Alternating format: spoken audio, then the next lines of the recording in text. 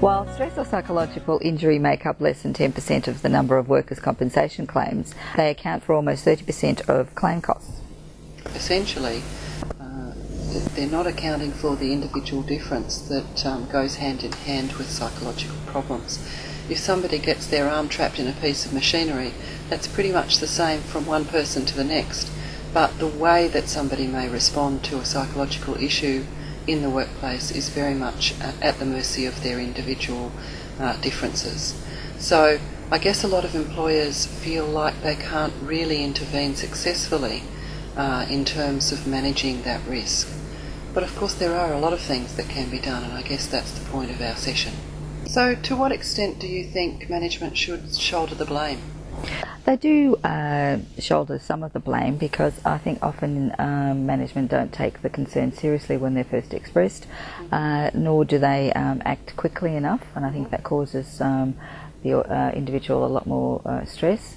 And I think also there doesn't seem to be any consequences for the behaviour of the perpetrator, because that's not dealt with quickly enough.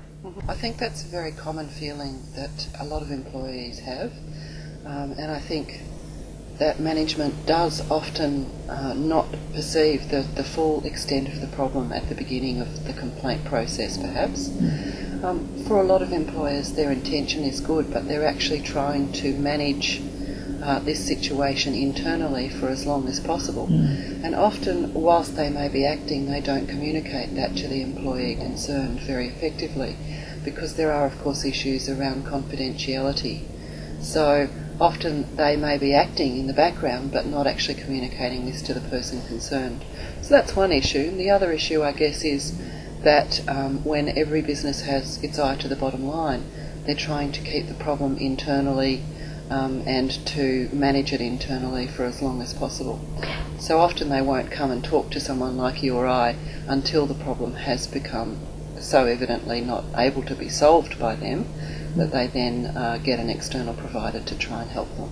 Yes, and I think another aspect too, while it's perceived that things are moving slowly, there doesn't seem to be any consequences for the perpetrator, if there is a perpetrator in this particular situation. So they're often sometimes rewarded for that bad behaviour or negative behaviour. Yes, I actually think that unfortunately we have a lot of situations where it's easier for organisations to promote the people who've been badly behaved, if you want to put it that simply, in the workplace. And therefore their message is that if you behave badly, you can be promoted out of your current situation. So that's an unfortunate consequence or side effect of just trying to take some action quickly. Yes. It's perhaps not the best message to send. What I would be hoping to do is that we could provide some strategies for people who are dealing with these problems on the front line of it all. I think that people really do need to have some understanding that if they're putting in some strategies like training, that is potentially quite protective of the environment at work in terms of psychological well-being.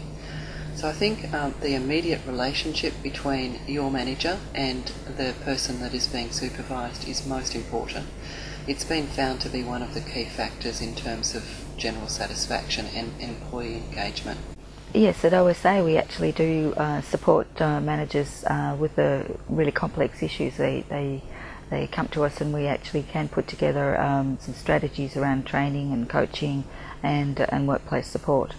Given that our byline, if you like, is people and performance, OSA Group's really well positioned to be working in this space and to work with practitioners to help them understand exactly what they can do to assist their staff and ensure their well-being.